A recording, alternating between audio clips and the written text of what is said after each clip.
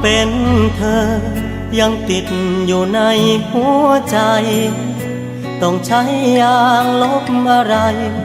ถึงจะเลือนหายไปจากความจำเมื่อความเดียวดายค้านชื่อเธอทุกเช้าทุกค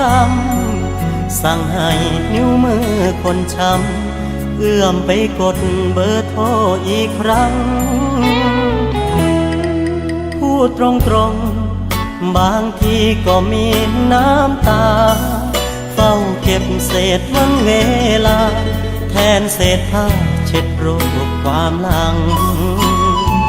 ทั้งกำไลข้อมือที่ห้อยมือถือกระเป๋าสตางค์ของที่เธอเคยทำตกค้างรวมทั้งหัวใจที่ขอส่งคืนถึงเราจะเลิกกันแล้วใจยังห่วงหาทุกวันฟ้าพื้นเก่าที่เราวาดฝันให้เธอวาดหวังกับเขาคนอื่นอวยพรให้เธอพบรักที่มันคงยั่งยืน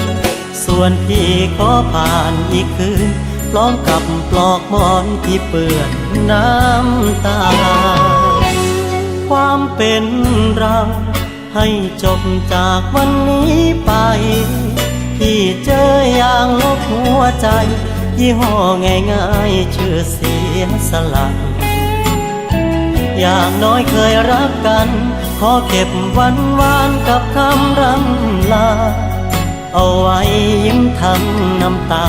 เมื่อได้ข่าวว่าเธอสุขสมหวัง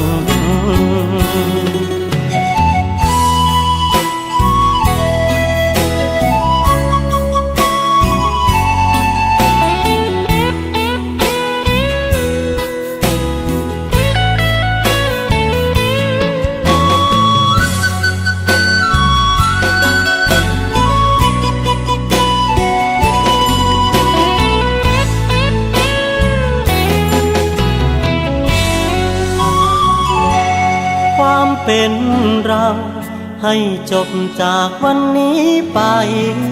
พี่เจออย่างลบหัวใจยี่ห้อง่ายๆชื่อเสียสละอย่างน้อยเคยรักกันขอเก็บวันวานกับคำรำลาเอาไว้ยิ้มทั้งน้ำตาเมื่อได้ข่าวว่า